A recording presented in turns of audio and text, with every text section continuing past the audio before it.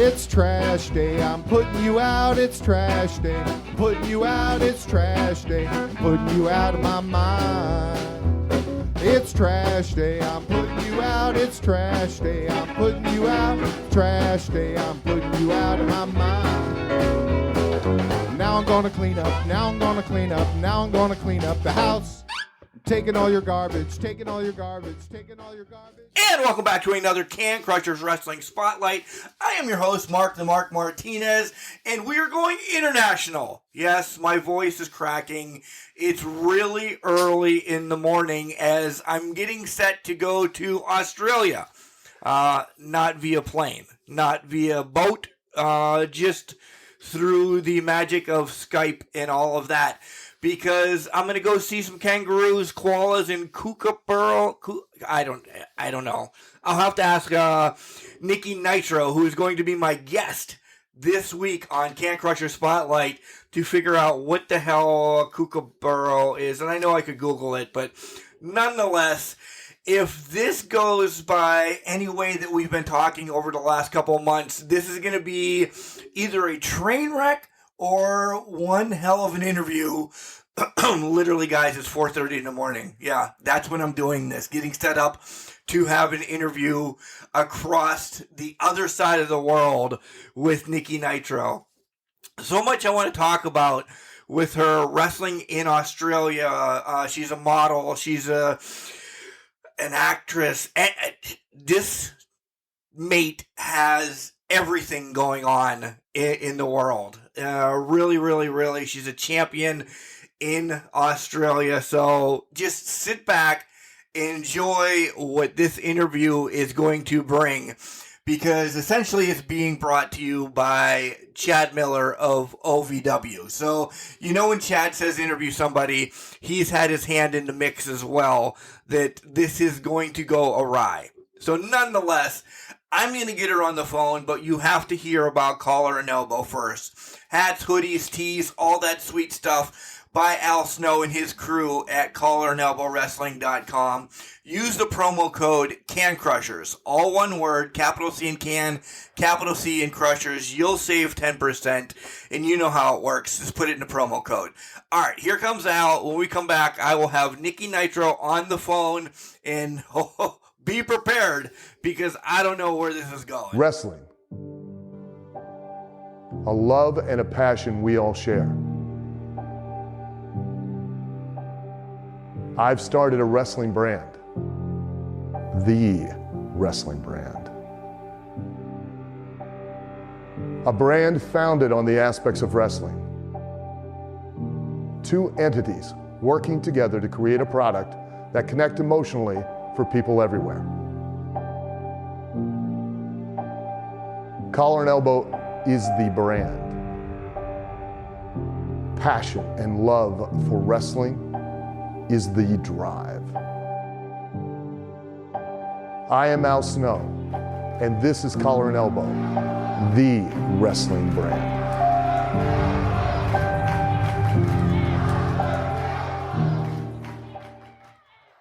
And welcome back to Can Crushers. You heard in the intro how excited I am to go overseas. This is the first person that we talked about in Australia. And I don't know, there's so much things I want to know about Australia. I need to know about koala bears. I need to know about this. But you guys have to listen, because this is a huge announcement as well in this podcast, because we have a multi-time champion, 20 plus years in the professional wrestling business. It's Niki Nitro. Niki, welcome to Can Crushers. How are you doing today, tonight, this evening, this morning, all of those? I'm doing fantastic. Thanks, Mark. This has been a podcast months in the works, because we can't get our damn schedule right. I throw myself under the bus all the time, Nick, so it's okay. We're about 16 hours difference. It's really early on a Saturday morning here, and it's really late on a Saturday night for you, right? Yeah, it's right now, currently here in New South Wales, we are 9:33 p.m. on a Saturday. Yeah. So I'm in your future. We're at 5:33 Saturday morning on a Saturday. It's like a normal day of me getting up to go work the garbage route. Oh, wow. Yeah, that's an early one. Yeah. I don't think I'm watching the back of my eyelids then. Yeah, and I'm already having coffee to get myself awake. So we're definitely on two different boats here. Yeah. So I know you just had your first match back in how long? Forever, right? And Oh, it's because a forever. couple. Yeah, go ahead. Oh, sorry. Yeah, since last year. Yeah. Yeah, Yeah, last year it was. and it's all Mhm. because of COVID, right? As well. Yeah. Yeah, of COVID too. Like, because there's no shows or anything like that. 1 minute you've got this strain and then that strain and lockdowns and then blah, blah, blah, blah, blah. And the list goes on. And Australia's been pretty rough. I mean, I don't want to continue to beat COVID down because it's really crushed everywhere in the world, but Australia's been a lot rougher than over here in the States because you guys aren't even supposed to be leaving your house, right? Well, in some states, without saying too much, like it's actually really bad. Like they're ripping people out of their homes and jabbing them forcefully, without against their will. So yeah, that's not good. But where I am, like in New South Wales, their government is claiming that it's not mandatory for vaccination. However, if you don't get vaccinated, you don't have a job, basically. Wow. Wow. Where we've lightened up a little bit, nothing's been mandatory yet, but sometimes the job will say if you want to keep your job, you have to be vaccinated. So people have lost jobs over here because of companies, not the government yet. Yet. Yeah, Yeah. that's like with us too, man. Like in certain states and that, like New South Wales, for example, we've been like many lockdowns. It's ridiculous. But now we're opening up. But now we got this new Omicron, whatever it is, that new strain. Yeah. Of the COVID is, but apparently it's less. It's like mild compared to the other ones like Delta and all of that. But yeah, like a lot of people, healthcare workers and all of that, like teachers, everybody have lost their jobs because they don't want to comply, which, like, to be honest, like, do you really want to put something in your body that you have absolutely no idea about, that's still going under test? So it's just, yeah, I could ramble on about that forever. Yeah. But I won't. Yeah. Everybody can. The studies, the everything is just unbelievable. So I know you guys are kind of in the same boat. Yeah. So tell me a little bit about New South Wales. You're in a town. Well, am I going to blow this? Is it Wollongong? Is that how you say it? Wollongong. Wollongong. But Okay. others call it the gong. The gong. Yeah. The good old gong. So what do you do there? And we'll get to wrestling and we'll get to everything you do. What is the gong known for? The gong, it's known for our beautiful beaches. It's known for a lot of potheads. Yes! If I could put that in there. It's known like just pretty much like we're the country laid back lifestyle, basically. But nowadays it's getting very commercialized, which is sad, really, because like it is basically like a surfy town thing. But we're known for a lot of high profile NRL footballers coming out of here. We're known for Alex Volkanovski, who is UFC fighter. Yep. Who goes over there to fight. Yeah, so we're known for a fair few, like, known figures here. Yeah. Okay. But basically, yeah, it's just like a surfy town, very laid back surfy town. And I would be remiss if I didn't ask about all these animals that Chad Miller, because Chad Miller, is kind of the sponsor of the show. You hooked us up. Kangaroos, koalas, kookaburras, like we were talking. Kookaburra, yeah. We were talking there a while back. You have angry koalas that attack you out of the trees, and what the hell is going on? Drop bears, drop bears, they call them. So what happens, right, is like the koala eats the gum leaf, basically gets stoned off the gum leaf, goes to sleep, and sometimes they'll fall out of the tree. So if you're unlucky enough to walk underneath whilst it's falling out of the tree and it wakes up, it'll scratch your eyes out and sometimes bite your face. Is it because it's pissed off that it woke up and it fell out of the tree, or is it because the drugs have done so much to their head? Probably because they're falling out of the tree. Okay. All right. Yeah. So you never know. Each animal to their own. Right. I didn't know if it was like a drugged up zombie koala bear that, something happened. But yeah, I would be pissed too if I fell out of a tree when I was sleeping. Yeah. Especially if you're stoned off a gum leaf. Right? Exactly. I mean, geez, gum leaf's the best thing to get stoned off of, isn't it? Yeah. I don't know. I haven't tried it, but have you? No, I have not. I don't even know what the hell a gum tree is. All I figure is like there's Wrigley's, or I don't know if you even know that Wrigley's is a gum over here, something like that. Yeah. Wrigley's? Yeah, it's Wrigley's gum. Isn't that the gum that's got like the baseball guy at the front of the packet? That's Big League Chew. Yeah. Oh, okay. Yeah. It goes to show how much I know. Well, we're going to learn a lot about each other today, I'm sure. Yeah. So how close are you to the animals? Like, are there kangaroos and everything, like, really just walking around the gong? The roos are up the mountain. The koalas are very scarce now because we had the really big bushfires and that, so we lost a lot of that wildlife. But in saying that, like, there's some in captivity, and they're basically creating, like, they're breeding more koalas, which is really good.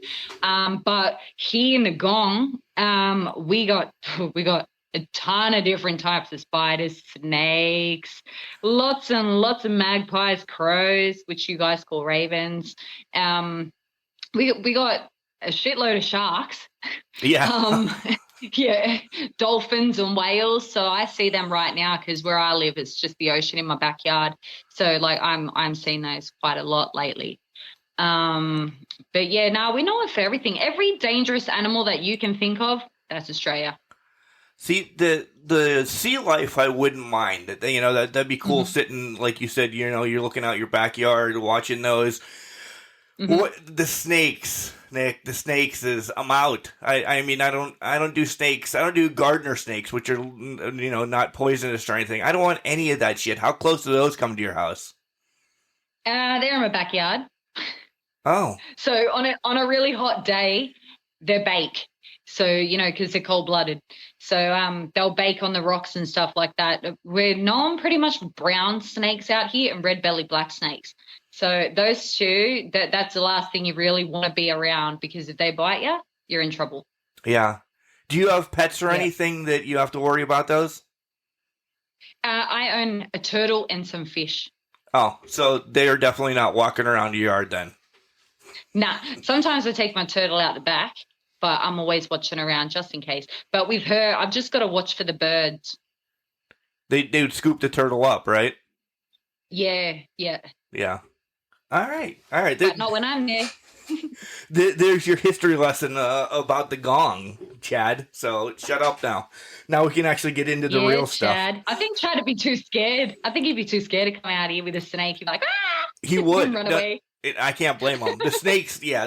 Everything else I want to see. I don't want to, literally in your backyard snakes all the time. No, I'm out. The one thing that I can't stand, and if you ever come out here, we've got a spider which is called a huntsman.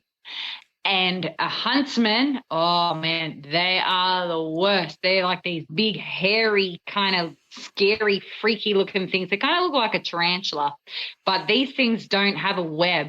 So you look up and they just appear out of nowhere and they jump for your face. Jesus.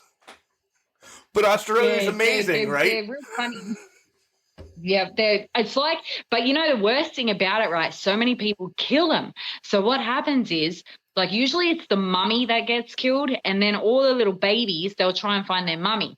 So then the babies start coming out. Like, I was driving to work once, and I put the the visor down, and there was a big bloody huntsman, and it landed on my leg, and I let go of the steering wheel. And yeah, it was so bad. There's been so many acos because of huntsmen and all that, because they're just so creepy. Ugh, that's the only spider I don't like. That I can handle every other spider apart from that creepy huntsman. Oh, all right. That's another reason why I like I said, I'd love to come to Australia, but you're really pissing me off with all these scary animals. No, you'll be right. You'll be okay. All right. You got Asia. I have you there. I wouldn't have Chad protecting me. I know that. So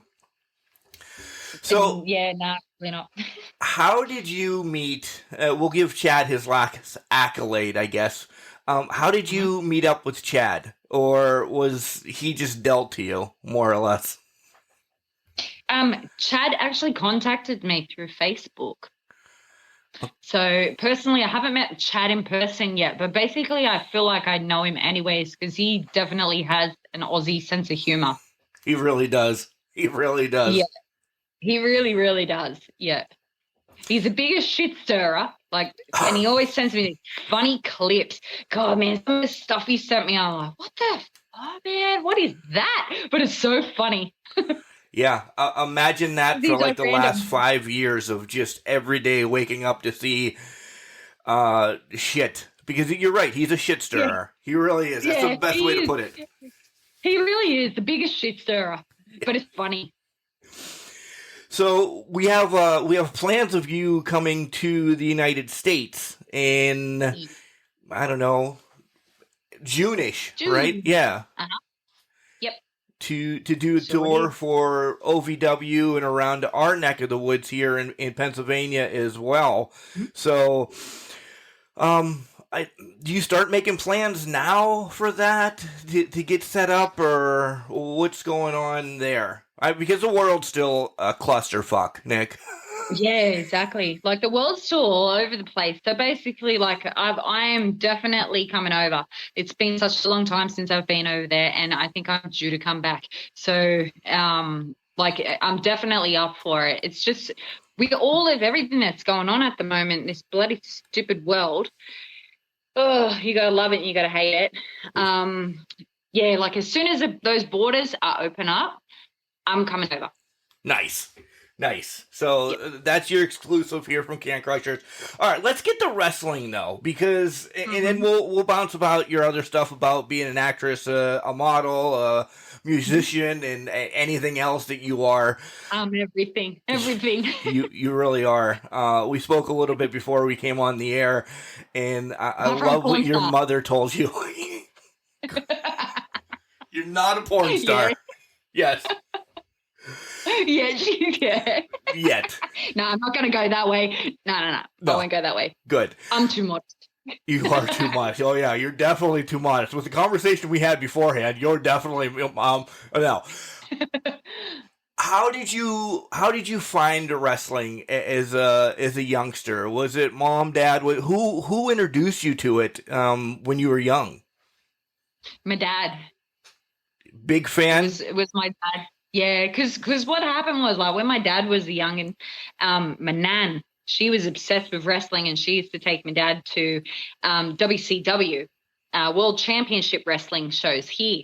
And there was a local one just here in the Gong, and like they'd have them in Sydney and everything like that. And and then my nan, she got my dad involved. Like, my dad was never a wrestler, but he absolutely loved wrestling. And then he got me into wrestling, and I fell in love with the Ultimate Warrior when I was a kid.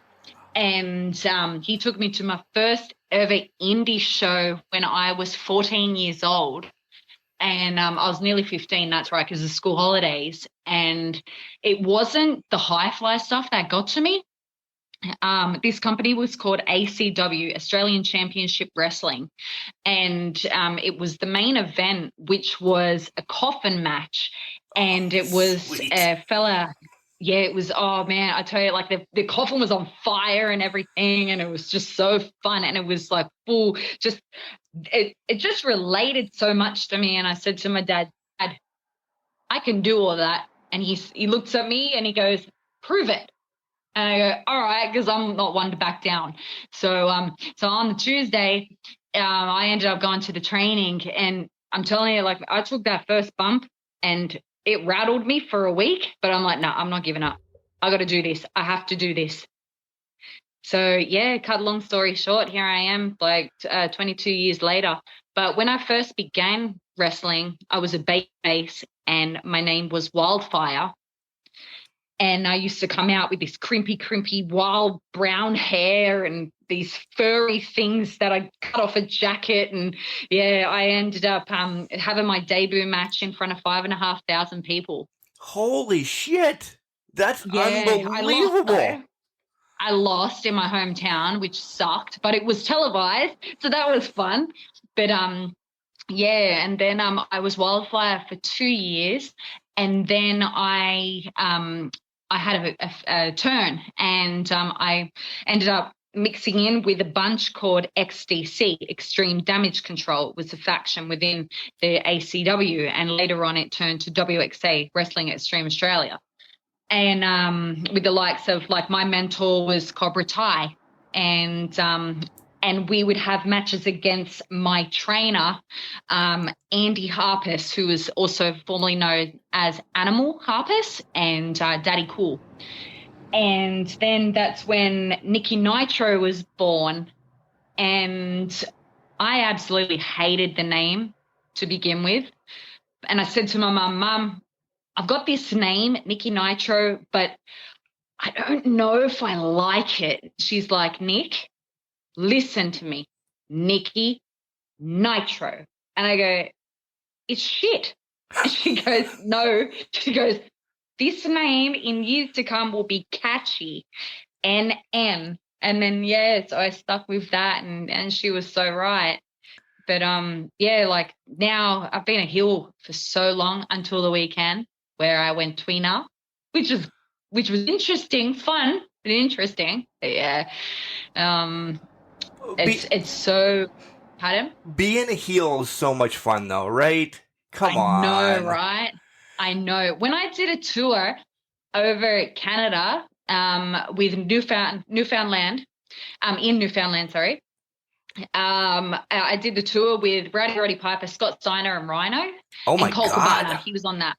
Yeah, and I was booked, actually, when I first got in. I was booked to be a heel, and I have a really bad habit of making kids cry. I don't know why. I'm gonna love you. I do love you already, but I'm gonna love when you're over here shitting on kids.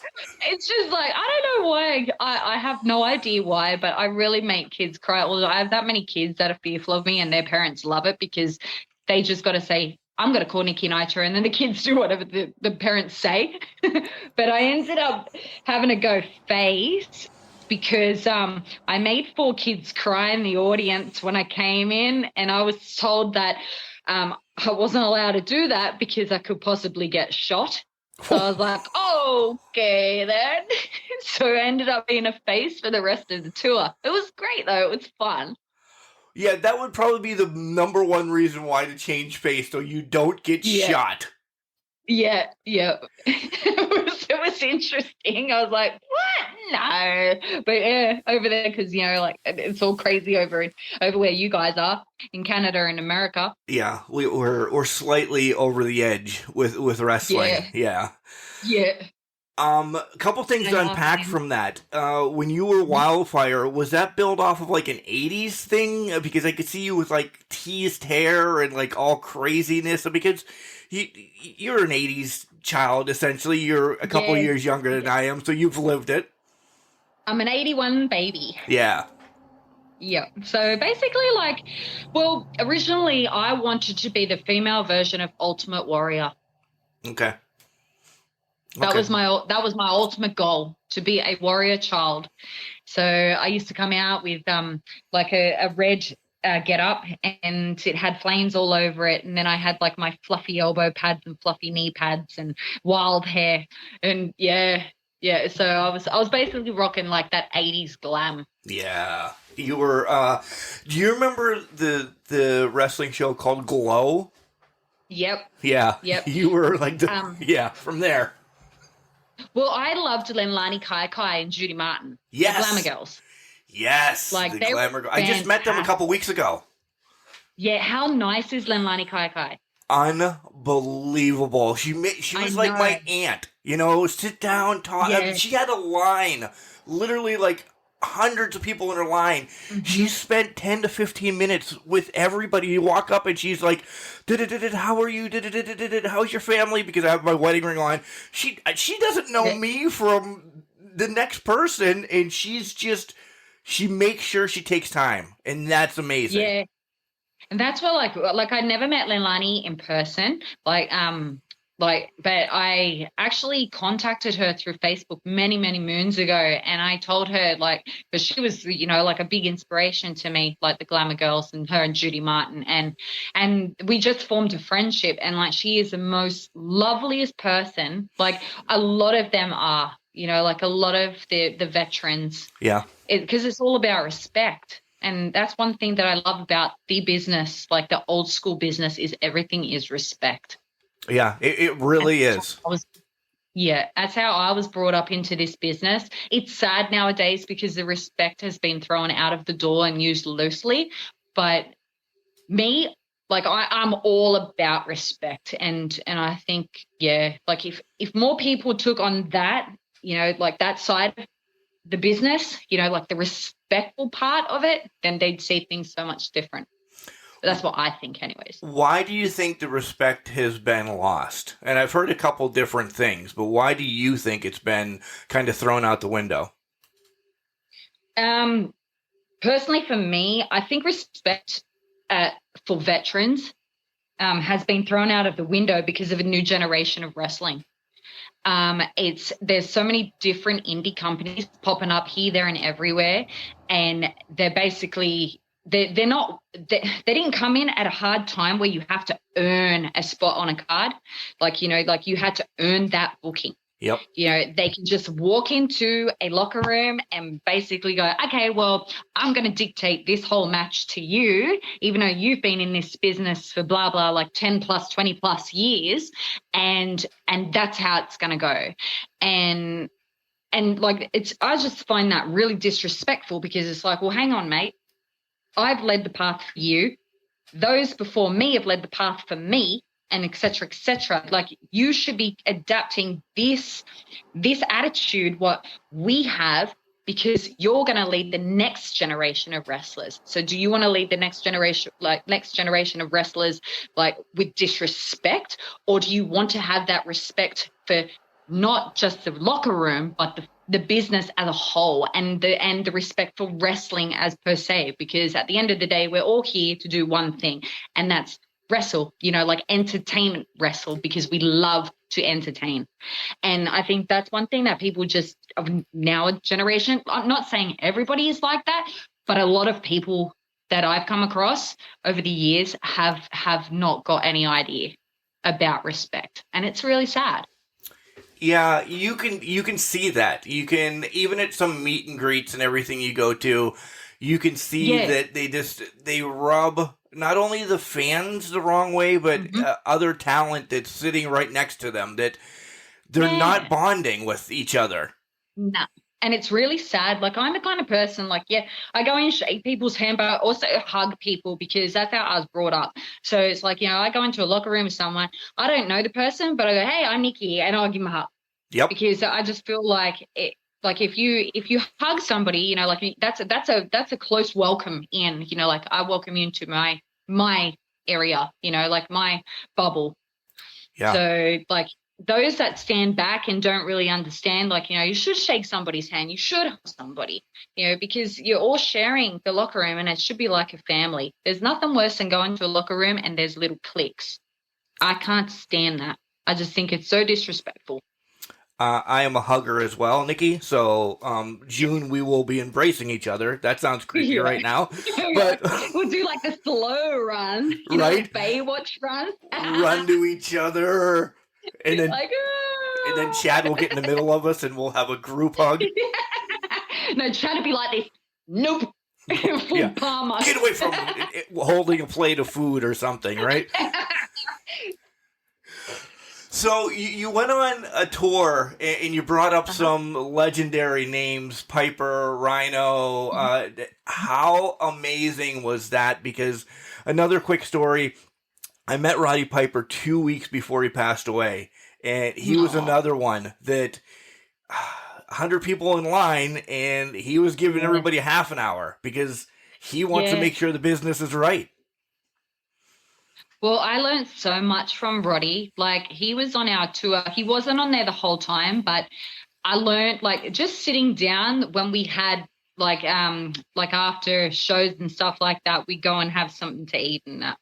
And he was telling stories, and nobody really wanted to listen, but I was sitting there and I was listening to all these stories because I just thought it was absolutely amazing. And then Rhino ended up pulling me over and he said, "You know what? I respect you." And I go, "What?" Like, that's pretty big coming from Rhino. Yeah. And I'm like, "Thanks, man." You know, he goes, "No, I respect you for the simple fact that you've sat there and you've listened to everything that Piper has said and nobody else really cared." I said, "He is one of the greats." I was like, if people don't want to listen to what he has to say, there's something wrong up there, like upstairs in their head, because the stories that I learn and like the psychology and everything like that, what I learned off Piper just made so much sense. And, you know, like just old stories of him on tour and stuff like that with the boys. I just found it really fascinating because, you know, like, who doesn't want to know anything about Piper's life? You know, like you want to know this. So, like, it was really cool. And, like, he had Colt, like his son Colt with him too. And it was really nice to meet Colt as well. Oh, that's really cool. Yeah. So, like, I learned so much off Piper as well. Like, I learned a lot off all of them. But yeah, like Piper, like that really sticks like glue because, you know, Piper was just, especially when he did his Piper's Pit. Yes. You know, that was a true entertainer. Epic. No disrespect to Jimmy Snuka, but that's how I remember him because he got blasted in the head by a coconut. You know, give me a Jimmy Snuka match. No, I can't. But I can tell you he got blasted by a coconut. Jimmy Snuka was actually another really nice guy that I did a convention tour with in America. Really? Yeah, like I it was really weird. Like, you know, I remember I went to this convention and it was in New York, and I was with Terry, like Rhino. Yeah. And anyways, he says to me, "I've seen Kevin Nash," and you can't help but mark out Kev Nash, right? Right. So anyway, I'm like, "Oh my God, I want a photo with Kevin Nash." Rhino looks at me and he's like, "Nick, you are entertainment. You don't mark out for other wrestlers. You are a professional." And I'm like, "Okay then." So, like, yeah, I didn't even get a photo with Kev Nash. I was so depressed. But then I was thinking back later on and I'm like, you know what? Yeah, no, you're right, man. I'll get another photo with him next time without you. Oh, so you didn't get a picture at all with him? No, I didn't. But like Diamond Dallas Page and all of them, yeah, because I love DDP and yeah, like I had so much fun. Like the last time I was in the States, I traveled alone and I met so many people, and I'm so thankful to a couple of guys like Foggy, and he did Center Ring. It was like on a Thursday night, and I did like a show with him. And also Randy and Stevie Stamos, because I was part of a faction with them. And yeah, like I met so many people like through these people, you know, that I'd only known off Facebook. Right. It's amazing. So it's a network. Yeah. You build a network already over here. Yeah. And that's how I ended up meeting Al through the connections and everything like that. And through one of my friends, Chris Hamrick. Oh yeah. Yeah. Everybody knows Chris. Yeah. Yeah. Okay. So June, you're coming over. You don't have any, ideas about where you're going. I'm going to ruin it right now. You will be in Du Bois, Pennsylvania for sure. I'm sure you'll be in Louisville, Kentucky as well. Those two are definite, and then Al will just shuttle you everywhere you need to go, right? Yeah. Well, see, like last time I came over for Bombshell Ladies of Wrestling in New Jersey, not realizing, right, because I'm the kind of spur of the moment person. I don't usually plan things. I just do. And I ended up booking a ticket to the States, and I contacted my mum, and I'm like, okay, Mum, I'll see you in 3 months. And she's like, what? I said, I'm going to the States. But stupid me didn't look at the weather before I come over. So I ended up packing all summer stuff. Yes. And it was the middle of bloody winter. And I got stuck in this hotel for 2 weeks with 15-foot snow. And it was so bad. I couldn't go anywhere. And then I was talking to Gold Dust, and I'm like, man, I've got no clothes. So he ended up sending me some shirts and stuff. And yeah, I was so lucky, man. You have all these flip-flops and everything. Yeah, I had we call them thongs. Oh. You guys, like you call that a G-banger, which is like a G-string, and we call it a G-banger here. Okay. Yeah, thongs. If you say to someone, "Oh, you got your thongs," they're like, "That's your flip-flops that you guys call," but a thong, no, that's just weird. Yeah, even like your bum bags. What the hell is a bum bag? You call it a fanny pack, and a fanny we call a vagina. Oh, I forgot about that conversation. That's right. We did have that conversation you got your vagina pack. You got your vagina pack. Yes. So bum bag is definitely, because there's a kid that wrestles in OVW. He's called the Fanny Pack Kid. That's Dave's son, isn't it? Yeah, it's Cal Hero, so he would be the Cal. Vagina Kid, huh? Yeah, he's a vagina kid. Oh, poor Cal. Poor Cal. Well, that could be good. I noticed over there. Like, I've noticed lately that all you guys are wearing bum bags. Like, it's the fashion over there at the moment. It's coming back again. Unbelievably, it's coming back. If you wear a bum bag here, your class is a Nancy. Oh, really? Yeah. Why? The only people that wear bum bags, right, are lads, which are like your FUBU kid that wears TNs and whatever. Okay. And wears their cap backwards. Or if you're a Nancy, no disrespect for them. You're like, because I love gay people and I love lesbian people. Love is love. At the end of the day, like you can't help who you fall in love with. I have lesbian and gay cousins. So yeah, but if you wear them over here, that you class as, like Nancy. Oh, wow. Same way love is love. I've said it a couple times on my shows before. My son is gay, so we're cool. Yeah. I just can't get past that.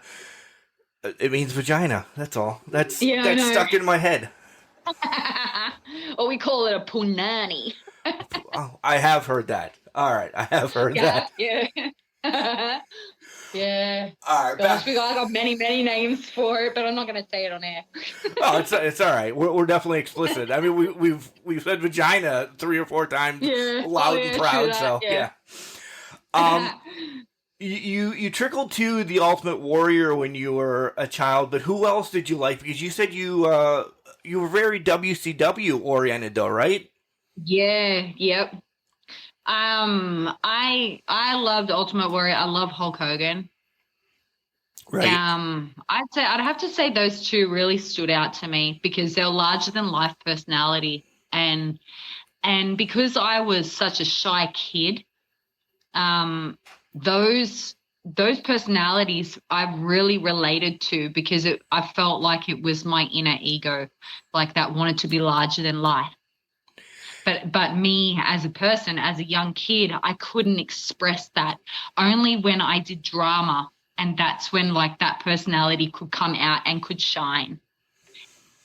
So in wrestling terms, you like the big man match then? You're not a super high flyer or the crazy spot fest that happens today in Like, wrestling. No, like I don't mind that, like I find, it's very, very athletical, Oh, I agree. and that's incredible, some of the stuff that they can do. Like I used to do high fly stuff, back in the day, because I'm so old. The day. Hey, stop it. I'm older but than you. now, but the best advice I was ever given was from Hogan. And he said to me, keep your boots to the mat, your career and your health will last longer. That's great advice. That's unbelievable. Yeah.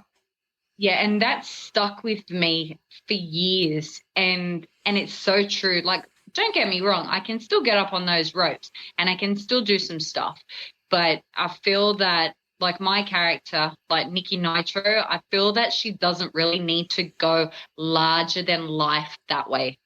I feel like the character of Niki Nitro could go out into an audience and with expression and with how can I explain this, with the personality of that character that I can portray, like is very out there, like that kind of, I'm trying to find the word for it. It's like I'm very like in your face kind of, right? No, I think that makes perfect sense. Does that make sense? Yeah, it does. Yeah, so like very intense, that's the word I'm looking for. So the character of Niki Nitro is like extremely intense. So like I feel like sometimes I can go up on those ropes, and I can, because sometimes I'll do like a double axe handle, because that's my dedication to Macho Man. But yeah, like those kind of things I can do all that. But I feel with the character of Niki Nitro, she doesn't really need to do so much high fly stuff because there's other people that do that. Right. And there's got to be a mix. There's got to be big men and women and then high flyers Yeah. And I kind of really love the comical side of the entertainment side of it as well. So anything that can get like a laugh over to break it, because there's so many serious matches and I love to make people laugh, and I love to a dick of myself to make people laugh.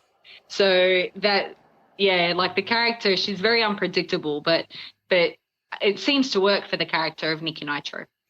Yeah. So what defines a good match for you, Niki? When you leave the ring, whoever you worked with that night, when do you get that, I got over tonight, it was good, or, I did that spot great? Like, what makes yourself say, I did good in the ring tonight? When my opponent can come up to me and go, man, we killed that. And they're so happy and so thankful to be in the match with me. And knowing, like that crowd that we've done our job out there, and that crowd is going to remember that match. Because I've noticed, like over the years, that a audience will only remember certain parts of a show. If the show goes for far too long, you need to break it up with something funny so that they come back into the show. And then you can release it for the main event, like the semi-main to the main event. So if I have a match and it, like last weekend, for example, we had this match, me and my opponent, and halfway through the match, people were like, this is awesome. But it was sad because like the match was only 7 minutes. And like when they were saying, this is awesome, we had to bring it home, so it kind of, in a way, like it kind of let people on suspense, but in saying that, it's actually a good thing too, because at least they're going to want to come to the next show and go, oh man, like what is Niki Nitro going to do next? What is this person going to do next? Like what are they going to bring on for us? So that kind of like, to me, is a good thing as well. But I was really, really thankful for last weekend's show, because it actually, like, it was nice to see that I had an opponent that was super respectful. And it was nice to see the crowd like actually getting into it and enjoying it. And I think that's the main thing. That's why we're here. That's why we do what we do. So essentially always leave them wanting more. Yeah, basically. You need to leave them wanting more. Unless you have a storyline that is coming up to basically the major orgasm, and then you need to give them the big bang. Right. So you said that earlier in the show, and you mentioned it again, this was your first time back in the ring in over a year because several things. How was it? How long did you have to prepare? Did you know for a while you're getting back in the ring, or was it just hey, I'm going out and wrestling tonight? Oh, to be honest with you, I was shitting myself. Like, and I am always super shitting myself before every show and every match that I do. And you know what? If you don't have those feelings, then you don't have passion, I think. And like legitly, I was shitting myself. And me and my opponent went over our match so many times until we got it down packed. But then I was thinking when I went out there, I'm like, you know what? I might forget something tonight. Then a little voice in my head says, no, you won't. You're going to be great. And then the other voice is like, now you're going to stuff up. So it's just, I don't know. I kind of go into this, like, it's really weird because when I walk out through a curtain, I don't remember much of the match, but it all flows. Yeah. It's like somebody else takes over me and they do the match for me. Oh, because I've heard that about Savage. Like him and Steamboat, it's on document that they planned matches. Yeah. But then I've heard the same thing about Savage. Once he's in the ring, he doesn't say much to you. He just does, and he knows. Yeah. So that's essentially where you're at. Yeah, basically that's where I'm at. Because, see, when I first started in this business, I did scripted matches. So we'd have to write down, on a paper. We have to write everything point by point by point by point. You're going to do this, then you're going to do that. Your opponent's going to do this to you. You're going to do that to the opponent, blah, blah, blah, blah, blah. So I was doing scripted matches for such a really long time, which was good, yes. But if something had happened throughout that little script, and you got stuck and you forgot something, then you're like, oh God. And that's where it would stuff up the whole match. Like you'd either freeze or you'd do something completely different, and then your opponent would be lost and you'd both be lost in the ring. So I started learning like fly matches later in life. And like, I like scripted matches because it tells a story, and I like fly matches because it's the start, middle, and the ending of a match. So, like, as long as you've still got the story in there, that's what like matters most. As long as you can actually go out there and tell a story. But a lot of the time, when I do plan match with my opponent, when I go out there, I can't remember it. But as soon as my opponent gets in, I just do, and I know what has to be done. Okay. Yeah, so you have a little Macho Man in you then. That's good. I think so. I think we all got a little Macho Man. Oh yeah. Oh yeah. I should have said it like that. Yeah. Yeah. So we talked about family a little bit as well. And when you decide, Dad challenges you to get in the ring, and then you tell Mom that you're going to be a professional wrestler, how was that? Was everybody all freaking go ahead and do it, or was there a little bit of like, well, this is my little girl, maybe we should not push so hard? Well, my mum at the start, she was a bit funny about it, and then she's like, hey Nick, you know who I really like? And I'm like, what? She goes, I've always liked Roddy Piper. And I'm like, oh really? so I think like my mum, she had brothers, see, so she was basically like, she did like wrestling, but she'd always get a little bit funny when I was in there because she'd be scared that I was going to get hurt. But I'm like, Mom, it's all right. I'm a big girl. I can take this, especially when I have my nose broken. And, yeah, she's like, Nick, remember, you've got to act. So I'm like, okay, Mom, it's all right. She goes, but you've got to do this modeling stuff too. Don't ruin your face. So I'm like, yeah, but they loved it. Like my sister and my dad and that, like my dad got me into it, but he thought that it would be a fad for me. He thought that I'd give it up like after a few years, but he was shocked when I actually kept going. And like you have a love-hate relationship for this business, and like I love it, absolutely love it. It's like my biggest love of my life, but at the same sense, I absolutely hate it because it's just, I hate it because I love it, basically. Yep. Yeah. There's days that wrestling can do no wrong, and then there's days you're like, yep, I'm fucking done. See you later. hate it. Yeah. Yeah. It's like, that's it. I'm never doing this again. But then a little voice to turn around and say, well, I'm your husband. You can't leave me. Yeah. So it's like, it's just weird. But that's just how it goes. And that's why I'm still here, I guess. Yeah. So you're telling me you're wrestling's bitch, Niki? Is that what? Yeah, I'm a wrestling bitch. But wrestling's my bitch too. We gotta have it like that equal thing, you know? We have to have this love-hate relationship, me and wrestling. Yeah. It hates me too, and I hate it too, but it works. It does work. Let's bounce off of wrestling for some more, because your mom, biggest supporter, because you're an actress, you're a model, you're a musician. Tell us, when do you nap? When do you breathe? When do you do everything? Because you were running 24/7. I'm immortal. No, I'm joking. Oh, here we go. Now you're a goddamn superhero. Here we go. I'm a vampire. That I believe. Yeah. Yeah, no, like I'm the kind of person that needs to do so much things so I don't think. Yeah, I get that. I get that from what we talked about earlier. Yeah. Yeah. So if I fill my head with everything else, I don't need to think about certain things in my life. I've always been told ever since I was a little kid that I live my life in a fantasy world. And I said, well, you know what? I might live my life in a fantasy world, but the real world, when you actually look at it, is ugly. So I'd rather live in my fantasy world because I can make my fantasy world beautiful. Yeah. What can we see you in on actress stuff? Okay, so I start to film Houses again in January, but I've done Houses versus Authority, Houses versus Fat Pizza, Bogan Hunters, season 2 of Houses, have a movie that has just been released, which is soon to be released in Australia, Risen. Ooh. That's my first action. And then I have another movie that I have done, which isn't released yet, so that should be released next year as well. That is called Hotel Underground, which is an action thriller, which is basically Hostel / Saw / Rocky / Wrestler all in one. Yes. I can't wait for that already.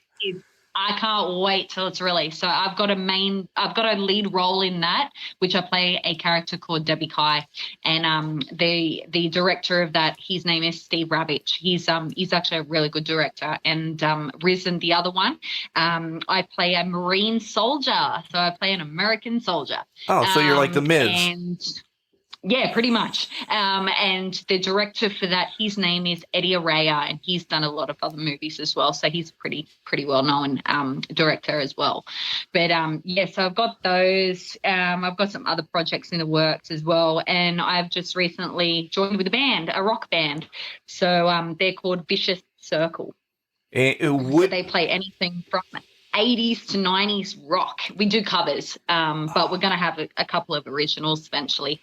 Are you going to have a CD, or are you going to be on Spotify, anything like that? We'll see what happens down the line there. It's just up to the boys, really.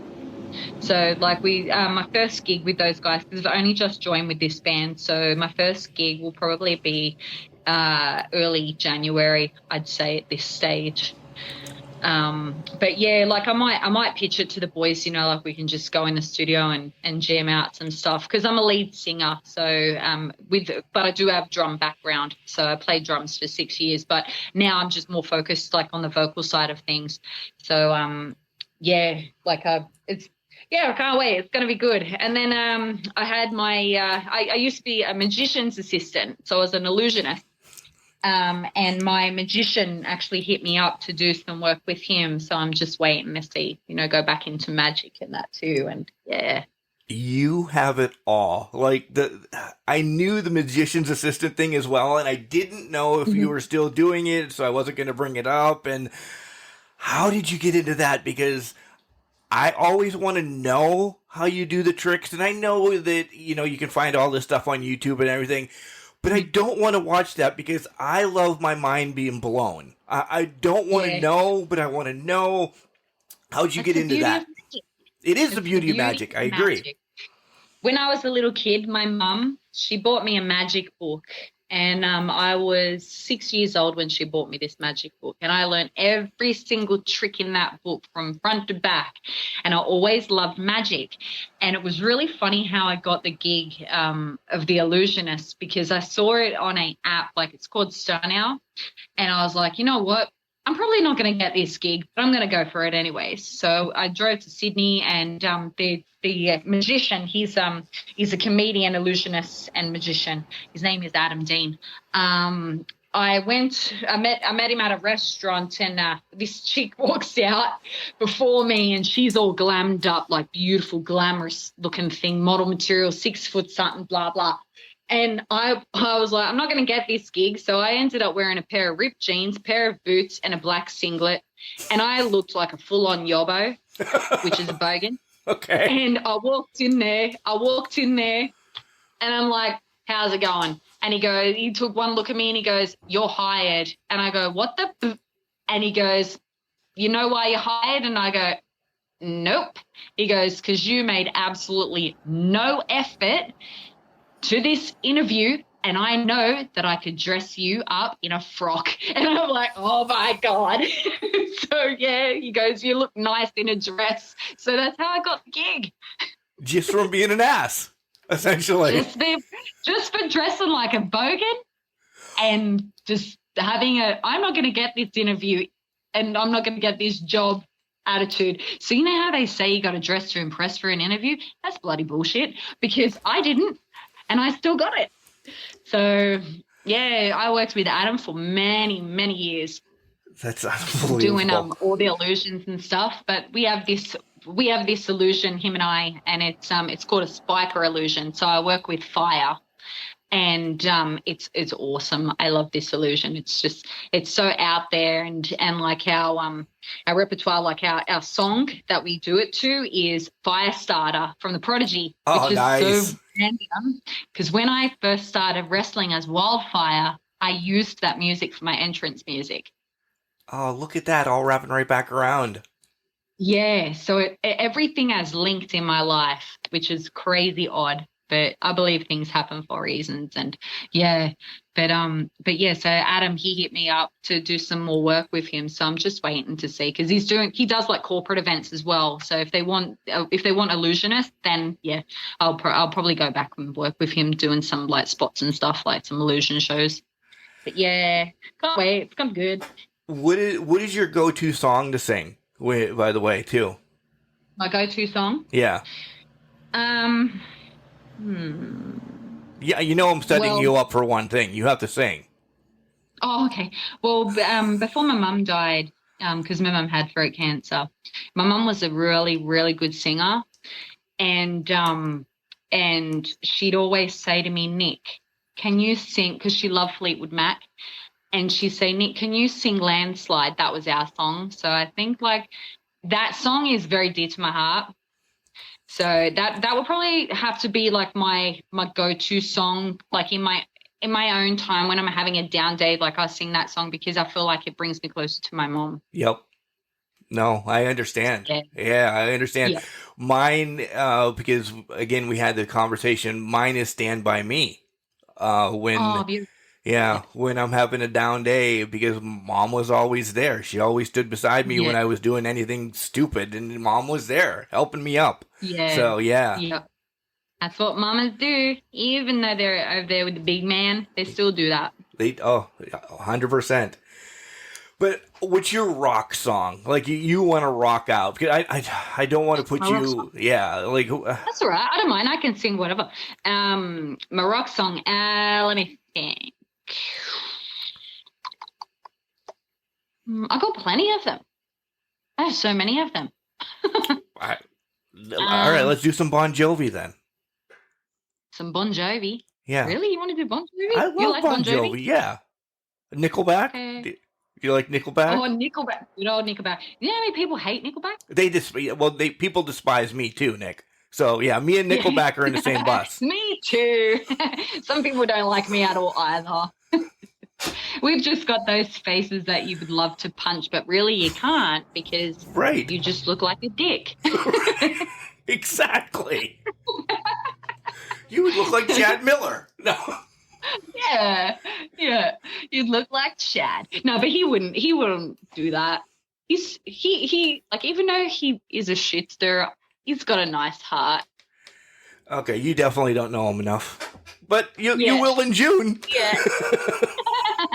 Until he tells me off, then I'm like, are you serious, man? You've changed. Right.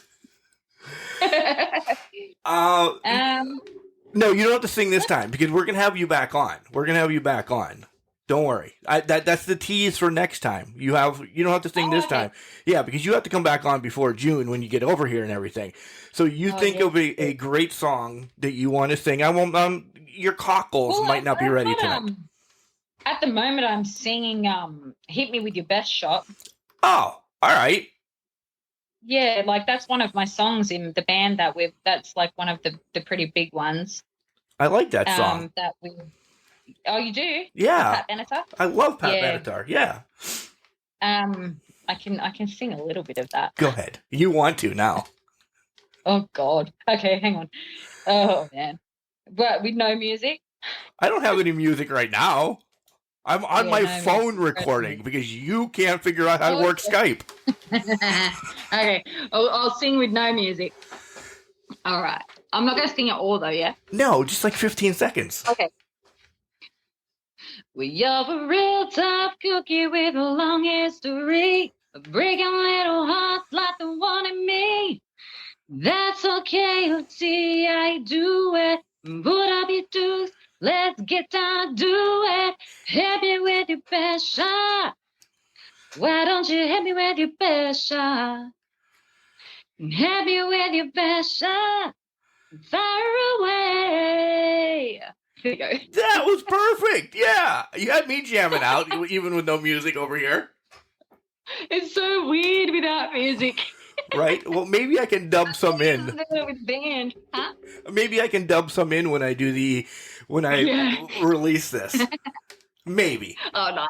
No, I probably won't. I'm not going to be that. Just sing it like mine. You just be like raw. That's all right. Right. Maybe someone will listen and they were like, man, we want her to sing for us. Right? I just might have gotten you a gig on America's Got Talent now, too, when you get over here. I tried for The Voice. Did you really? Yeah, I tried for The Voice this year. I just missed out. You maybe when you get over here, you can try for some of these weird ass ones that you have to dress up as like a camel and sing. Oh, you know what? I'd do it just for a laugh. I know you would. I'd dress up as a freaking condom or a tampon for a laugh.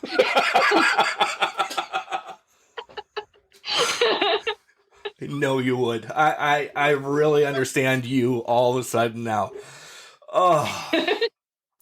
If it's going to make someone laugh, that's the main thing. Like, even with my mom, like in the hospital that day, she was really scared and I knew she was scared. And I said to her, Mum, how about I take my top off and fling it all around the room for the doctors? And she's like, oh, my God, Niki. I go, do you dare me to do it? I'll do it if you dare me. And she's like, oh, my God, my child. She didn't dare you because she knew.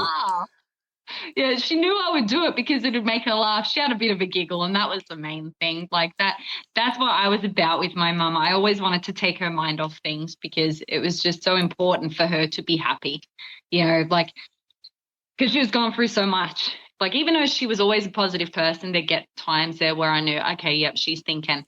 So then I'd have to go, hey, Mum, blah, blah, blah, you know, I'll do this for you. How about I do this? She's like, oh, my God, how are you my child?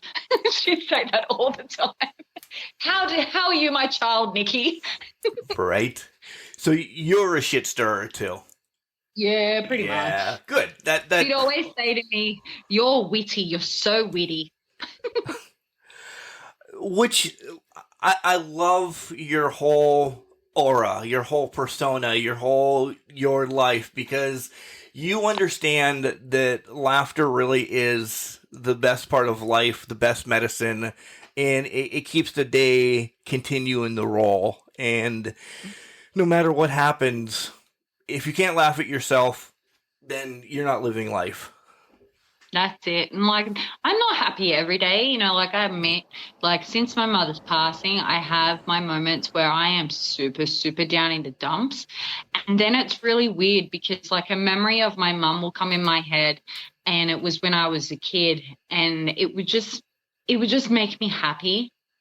So I feel like that's her way of connecting and saying, you know, everything's all right, Nick. You know, it's okay to be depressed, but everything's going to be all right. So that kind of helps me in a way, Yeah. like get through some days. But I do think a lot, and that's why I do a lot of stuff, because otherwise I'm like a ticking time bomb. I'm forever thinking. So if I fill my day with so much stuff to do, then I don't think about certain things. But I always see my mum, you know, so that's the thing. I always see my mum smile. Yep.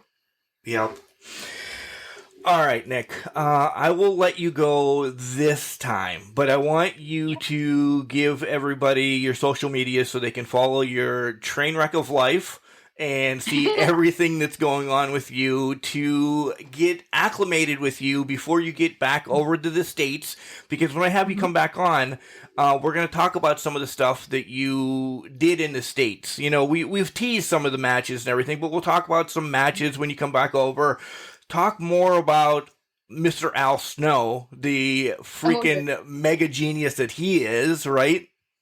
Oh, I've got some funny story to tell you about Al. Yes. Him and Chris Hamrick, what they did to me. Yes. See, and that's why we can set all this up. Maybe in a month, come back on just to keep you in the gist of things. Yeah. So where can everybody follow you? What social medias you're on and all of that? Okay, so let me think. Instagram, Niki Nitro, Niki Nitro _ Hayley Howzo's official. Hayley is Hayley. That's the Instagram one. Twitter, Niki Nitro 22. The Facebook one, my fan page, Miss Niki Nitro's fan page. That's a very simple one. What else? I've got Snapchat. That is Niki Nitro 22 as well. Oh my gosh, off the top of my head, what else do I have?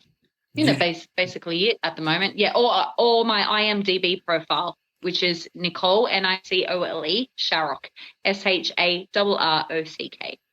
So yeah. You don't do TikTok? Oh yeah, TikTok. Sorry, I forgot that one. Yeah. That one, TikTok. Niki Nitro 22. Yeah. Okay. I don't think I followed you on TikTok yet. That was just a shot to see. I could imagine TikTok, you're crazy on TikTok, aren't you? I don't even have much on there because I don't really know how to use that yet. I just did this stupid one and I just posted it on my Facebook because I just found it really dumb and it was funny, and yeah, it was. I've got to start getting back on there. When I start filming again, I think I'll start acting like, you know, Bogan Hayley off Housos. So, which is really funny because Hayley's last name is Rock. Is it? Hayley Rock. Oh, yeah, it's real close. Yeah, I know. My director did that on purpose because she's an alcoholic pothead obsessed with wrestling. So her name is Hayley Rock. An alcoholic pothead obsessed with wrestling. I love it. Yeah, she is a full alcoholic pothead obsessed with wrestling. So every time she gets drunk and stoned, she wants to wrestle Frankie, who is her ex de facto boyfriend. Unbelievable. Yep. And she's the only one that's got a job in Sunnyvale because she is a alcoholic and she works at Sunnyvale pub, and her nickname is Tits, which is so hilarious because I ain't got none. Which makes it even funnier. Right. All right, we're going to be diving more into that then when we come back on as well. So, No worries. Niki, I had a blast this morning, evening, night, whenever you guys are listening to it. It's morning for me. It's right night now. For her. Yeah, it's 10:37 p.m. Yep, 6:37 here a.m. So, all right, sweetheart. Big day. Thank you for joining us here on Can Crushers. I had a blast. Me too. Thank you for having me on the show. So as you can tell, yes, there's going to be a part 2 to this whole interview. We're going to find out some more Al Snow stories, but what a sweetheart. as I said a couple times during the interview, we talked for about 15, 20 minutes prior to the interview that you just heard about kind of our lives and how they kind of intermingle with things going on in our lives over the past 2 years. So, yeah, Niki is a sweetheart. I don't think she wants me to say that because she's supposed to be bad and vicious and make kids cry.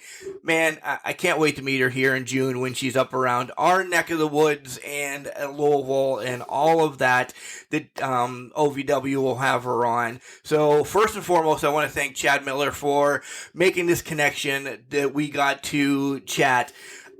History, first of all, or maybe geography is the word I was looking for. Finding out some stuff about the gong, as Niki called it. That's cool. The wrestling, man, she's got stories, and she's got tons of stories, because if you noticed, I went and talked more about Roddy Piper. And then she brought up Rhino that, has mad respect for. But did you also hear that she dropped the name Goldust? And there's some other names that she dropped as well that we will continue to dig in. 20 plus years in the wrestling business, she knows a few people. So she knows what they're looking for to get them to the next level, so on and so forth. So we'll dive into all of that next time after the holidays and things kind of settle down with both of us. So yeah, because it takes a while to plan these whole 16-hour difference type of interviews. As you can tell, a little raspy still. But yeah, again, thank you, Niki, for coming on for part 1. There's many more to go. You guys are going to get to know Niki Nitro before she comes to the States again, and she is going to have a huge following. One thing I forgot to ask is, does she have merch if you want to get it prior to her coming over, and, so on and so forth. So, yeah, we'll dive into that next time.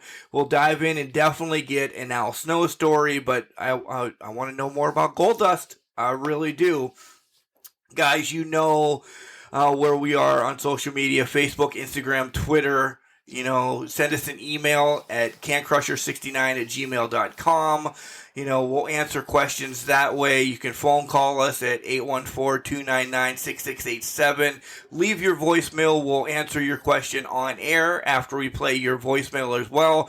If you want to remain anonymous, that's cool, but this is all about it. This is wrestling. This is the Can Crushers Wrestling Spotlight. Hook us up with some more people. We'll interview them. We'll ask the tougher questions, or we'll find out about mean, drugged out koala bears like we did with Niki Nitro here on this one. Guys, I had a blast. Remember, just because you're trash doesn't mean you can't do great things. It's called a garbage can, not a garbage cannot.